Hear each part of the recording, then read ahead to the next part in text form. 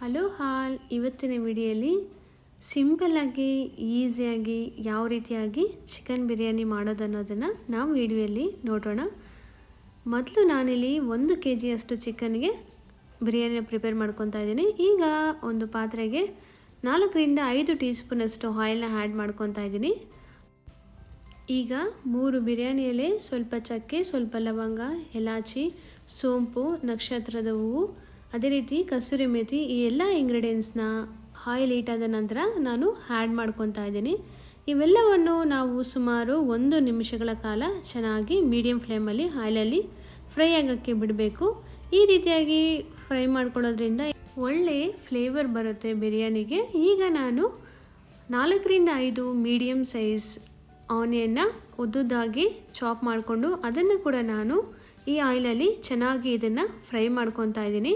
Onion ಕೂಡ ಅಷ್ಟೇ golden colour ಬರಬೇಕು, ಅಲ್ಲಿನ ತನಕ ನಾವು ಇದನ್ನು ಚೆನ್ನಾಗಿ ಆಯಿಲಲ್ಲಿ ಫ್ರೈ ಮಾಡ್ಕೊಬೇಕು. ನಂತರ ಆನಿಯನ್ನು ಸ್ವಲ್ಪ ಕಲರ್ ಕೂಡ ಟರ್ನ್ ಆಗಬೇಕು. ಈಗ ಆಲ್ಮೋಸ್ಟ್ ಚೆನ್ನಾಗಿ ಫ್ರೈ ಆಗ್ತಾಯಿದೆ.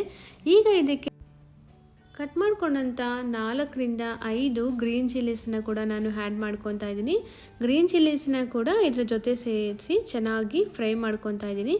ಇವೆಲ್ಲ ಚೆನ್ನಾಗಿ ಫ್ರೈ ಆದ ನಂತರ ನಾನು ಇಲ್ಲಿ 3 ರಿಂದ 4 ಟೀ ಸ್ಪೂನ್ ಅಷ್ಟು ಶುಂಠಿ ಬೆಳ್ಳುಳ್ಳಿ ಪೇಸ್ಟನ್ನು ಕೂಡ ಆ್ಯಡ್ ಮಾಡಿಕೊಂಡು ಇದನ್ನು ಕೂಡ ನಾನು ಚೆನ್ನಾಗಿ ಆಯಿಲಲ್ಲಿ ಫ್ರೈ ಮಾಡ್ಕೊತಾ ಇದ್ದೀನಿ.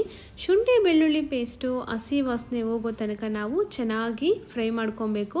ಹಸಿ ವಾಸನೆ ಹೋಗೋದ್ರಿಂದನೇ ಇದು ಒಳ್ಳೆ ಫ್ಲೇವರ್ನ ಕೂಡ ಕೊಡುತ್ತೆ ಮತ್ತು ಟೇಸ್ಟ್ ಕೂಡ ತುಂಬಾ ಚೆನ್ನಾಗಿರುತ್ತೆ. ಆದ್ದರಿಂದ ನಾವು ಶುಂಠಿ ಬೆಳ್ಳುಳ್ಳಿ ಪೇಸ್ಟನ್ನ ಚೆನ್ನಾಗಿ ಫ್ರೈ ಮಾಡ್ಕೊಬೇಕು. ಶುಂಠಿ ಬೆಳ್ಳುಳ್ಳಿ ಪೇಸ್ಟು ಚೆನ್ನಾಗಿ ಫ್ರೈ ಆಗಿ ಆಯಿಲ್ ಬಿಟ್ಕೊಳ್ಳೋವಾಗ ನಾನಿಲ್ಲಿ 1 ಹಿಡಿಯಷ್ಟು ವಾಶ್ ಮಾಡಿ ಇಟ್ಕೊಂಡಂಥ ಪುದೀನ ಸೊಪ್ಪನ್ನು ಕೂಡ ನಾನಿಲ್ಲಿ ಆ್ಯಡ್ ಮಾಡ್ಕೊತಾ ಇದ್ದೀನಿ. ಪುದೀನ ಸೊಪ್ಪನ್ನು ಕೂಡ ಅಷ್ಟೇ ಇದರೊಂದಿಗೆ ಚೆನ್ನಾಗಿ ಎಲ್ಲ ಒಂದಕ್ಕೊಂದು ಮಿಕ್ಸ್ ಆಗೋ ರೀತಿಯಲ್ಲಿ ನಾವು ಫ್ರೈ ಮಾಡ್ಕೊಬೇಕು. ಇದು ಹಸಿ ವಾಸನೆ ಹೋಗೋ ತನಕ ನಾವು ಚೆನ್ನಾಗಿ ಫ್ರೈ ಆಗಿ ಮಾಡ್ಕೊಬೇಕು. ಈಗ ಪುದೀನ ಸೊಪ್ಪು ಆಲ್ಮೋಸ್ಟ್ ಚೆನ್ನಾಗಿ ಫ್ರೈ ಆಗಿದೆ. ಈಗ ಇದಕ್ಕೆ ನಾನು ಕಟ್ ಮಾಡ್ಕೊಂಡಂಥ 4 ರಿಂದ 5 ಮೀಡಿಯಮ್ ಸೈಜ್ ಟೊಮೊಟೊ ಹಣ್ಣನ್ನು ಕೂಡ ನಾನು ನೈಸಾಗಿ ಚಾಪ್ ಮಾಡಿ ಆ್ಯಡ್ ಮಾಡ್ಕೊತಾ ಇದ್ದೀನಿ. ಟೊಮೊಟೊ ಹಣ್ಣನ್ನು ಕೂಡ ಅಷ್ಟೇ ಇದರೊಂದಿಗೆ ಚೆನ್ನಾಗಿ ಮಿಕ್ಸ್ ಆಗೋ ರೀತಿಯಲ್ಲಿ ನಾವು ಚೆನ್ನಾಗಿ ಫ್ರೈ ಮಾಡ್ಕೊಬೇಕು. ಅದೇ ರೀತಿಯಾಗಿ ಇದು ಚೆನ್ನಾಗಿ ಸಾಫ್ಟಾಗಿ ಕೂಡ ಆಗಬೇಕು. ಅಲ್ಲಿನ ತನಕ ಸುಮಾರು 2 ರಿಂದ 3 ನಿಮಿಷಗಳ ಕಾಲ ಮೀಡಿಯಮ್ ಫ್ಲೇಮಲ್ಲಿ ಟೊಮೊಟೊವನ್ನು ಕೂಡ ನಾವು ಇದರೊಂದಿಗೆ ಸೇರಿಸಿ ಚೆನ್ನಾಗಿ ಫ್ರೈ ಮಾಡ್ಕೊಳ್ಳೋಣ. ಅದಾದ ನಂತರ ಇದಕ್ಕೆ ನಾನಿಲ್ಲಿ 1 ಟೀ ಸ್ಪೂನ್ ಅಷ್ಟು ಸಾಲ್ಟನ್ನು ಕೂಡ ಸೇರಿಸ್ಕೊತಾ ಇದ್ದೀನಿ. ಸಾಲ್ಟನ್ನು ಸೇರಿಸ್ಕೊಳ್ಳೋದ್ರಿಂದ ಟೊಮೊಟೊ ಹಣ್ಣು ಬೇಗನೆ ಸಾಫ್ಟಾಗಿ ಬಾಯ್ಲ್ ಆಗುತ್ತೆ. ಅದಾದ ನಂತರ ನಾನಿಲ್ಲಿ 1 ಟೀ ಸ್ಪೂನಷ್ಟು ಚಿಲ್ಲಿ ಪೌಡರ್ನ ಕೂಡ ಸೇರಿಸ್ಕೊತಾ ಇದ್ದೀನಿ. ನಂತರ 1 ಟೀ ಸ್ಪೂನಷ್ಟು ಧನಿಯಾ ಪೌಡರ್ನ ಸೇರಿಸ್ಕೊತಾ ಇದ್ದೀನಿ. ನಂತರ 1 ಟೀ ಸ್ಪೂನಷ್ಟು ಬಿರಿಯಾನಿ ಮಸಾಲೆನೂ ಕೂಡ ಆ್ಯಡ್ ಮಾಡ್ಕೊಬೇಕು. ಇವೆಲ್ಲ ಮಸಾಲೆಗಳನ್ನು ಕೂಡ ನಾವು ಆ್ಯಡ್ ಮಾಡ್ಕೊಂಡಂಥ ಇಂಗ್ರೀಡಿಯೆಂಟ್ಸ್ಗೆ ಒಂದಕ್ಕೊಂದು ನೀಟಾಗಿ ಅಡ್ಜಸ್ಟ್ ಆಗೋ ರೀತಿಯಲ್ಲಿ ಎಲ್ಲವನ್ನು ಚೆನ್ನಾಗಿ ಮಿಕ್ಸ್ ಮಾಡ್ಕೊಬೇಕು. ಚೆನ್ನಾಗಿ ಮಿಕ್ಸ್ ಆದ ನಂತರ ಒಂದು 3 ರಿಂದ 4 ನಿಮಿಷಗಳ ಕಾಲ ಮಸಾಲೆ ಎಲ್ಲ ಇಂಗ್ರೀಡಿಯೆಂಟ್ಸ್ಗೆ ಹಿಡಿಯೋ ರೀತಿಯಲ್ಲಿ ನಾವು ಮೀಡಿಯಮ್ ಫ್ಲೇಮಲ್ಲಿ ಅದನ್ನು ಬಾಯ್ಲ್ ಮಾಡ್ಕೊಬೇಕು. ನಂತರ ನಾನಿಲ್ಲಿ 3 ರಿಂದ 4 ಟೀ ಸ್ಪೂನಷ್ಟು ಕರ್ಡ್ನ ಕೂಡ ಆ್ಯಡ್ ಮಾಡ್ಕೊತಾ ಇದ್ದೀನಿ. ಕರ್ಡ್ ಇಲ್ಲ ಅಂತ ಹೇಳಿದ್ರೆ ನಾವು ಲೆಮನ್ ಜ್ಯೂಸನ್ನ ಕೂಡ 2 ಟೀ ಸ್ಪೂನಷ್ಟು ಇದಕ್ಕೆ ಆ್ಯಡ್ ಮಾಡಿಕೊಂಡು ಮಿಕ್ಸ್ ಮಾಡಿಕೊಂಡು ಅದನ್ನು ಕೂಡ ಅಷ್ಟೇ ಸುಮಾರು 3 ರಿಂದ 4 ನಿಮಿಷಗಳ ಕಾಲ ಚೆನ್ನಾಗಿ ಅದನ್ನು ಬಾಯ್ಲ್ ಮಾಡ್ಕೊಬೇಕು. ಈ ಮಸಾಲೆ ಎಲ್ಲನೂ ಅಷ್ಟೇ ಮೊಸರು ಎಲ್ಲ ಚೆನ್ನಾಗಿ ಒಂದಕ್ಕೊಂದು ಅಡ್ಜಸ್ಟ್ ಆಗೋಬೇಕು. ಅಲ್ಲಿನ ತನಕ ನಾವು ಅದನ್ನು ಬಾಯ್ಲ್ ಮಾಡ್ಕೊಬೇಕು. ಈಗ ಆಲ್ಮೋಸ್ಟ್ ಎಲ್ಲ ಒಂದಕ್ಕೊಂದು ಅಡ್ಜಸ್ಟ್ ಆಗಿದೆ.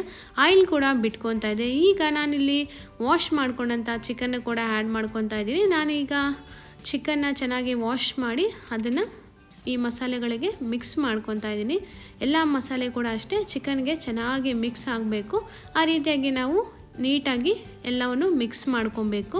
ಇವೆಲ್ಲವನ್ನು ಮಿಕ್ಸ್ ಮಾಡ್ಕೊಂಡ ನಂತರ ಸುಮಾರು 5 ರಿಂದ 10 ನಿಮಿಷಗಳ ಕಾಲ ನಾವು ಇದನ್ನು ಮೀಡಿಯಮ್ ಫ್ಲೇಮಲ್ಲಿ ಚೆನ್ನಾಗಿ ಫ್ರೈ ಮಾಡ್ಕೊಳ್ಳೋದೊಂದಿಗೆ ಇದನ್ನು ಬಾಯ್ಲ್ ಕೂಡ ಮಾಡ್ಕೊಬೇಕು. ಇದೇ ರೀತಿಯಲ್ಲಿ ಫ್ರೈ ಮಾಡ್ಕೊಳ್ತಾ ಇದ್ದರೆ ಚಿಕನಿಂದ ವಾಟರ್ ಕೂಡ ರಿಲೀಸ್ ಆಗುತ್ತೆ. ಈ ರಿಲೀಸ್ ಆದ ವಾಟರ್ ಕೂಡ ಅಷ್ಟೇ ನಾವು ಬಾಯ್ಲ್ ಮಾಡ್ತಾ ಆ ಚಿಕನಿರೋ ವಾಟರೆಲ್ಲ ಫುಲ್ಲು ಡ್ರೈ ಆಗುತ್ತೆ. ಅಲ್ಲಿನ ತನಕ ನಾವು ಚೆನ್ನಾಗಿ ಅದನ್ನು ಬಾಯ್ಲ್ ಮಾಡ್ಕೊಬೇಕು. ಈಗ ಚಿಕನಲ್ಲಿ ವಾಟರ್ ಕೂಡ ಆಲ್ಮೋಸ್ಟ್ ನಾವು ಬಾಯ್ಲ್ ಮಾಡೋದ್ರಿಂದ ತುಂಬಾ ವಾಟರು ರಿಲೀಸ್ ಆಗಿದೆ. ಈ ವಾಟರು ಇದೇ ರೀತಿಯಾಗಿ ನಾವು ಬಾಯ್ಲ್ ಮಾಡ್ಕೊತಾ ಇದ್ದರೆ ಸ್ವಲ್ಪ ಸ್ವಲ್ಪವಾಗಿ ಅದು ಫುಲ್ಲಾಗಿ ಡ್ರೈ ಆಗುತ್ತೆ. ಚಿಕನ್ ಕೂಡ ಚೆನ್ನಾಗಿ ಫ್ರೈ ಆಗೋದ್ರ ಜೊತೆಗೆ ಚೆನ್ನಾಗಿ ಬಾಯ್ಲ್ ಕೂಡ ಆಗಿರುತ್ತೆ. ಈ ರೀತಿಯಾಗಿ ಇದರಲ್ಲಿ ಬಂದಂಥ ವಾಟರೆಲ್ಲ ಚೆನ್ನಾಗಿ ಡ್ರೈ ಆದ ನಂತರ ನಾವು ಇದಕ್ಕೆ ವಾಟರ್ನ ಆ್ಯಡ್ ಮಾಡ್ಕೊಬೇಕು. ನಾನಿಲ್ಲಿ 1 ಗ್ಲಾಸಷ್ಟು ಅಕ್ಕಿಗೆ 2 ಗ್ಲಾಸಷ್ಟು ವಾಟರ್ನ ಆ್ಯಡ್ ಮಾಡ್ಕೊತಾ ಇದ್ದೀನಿ.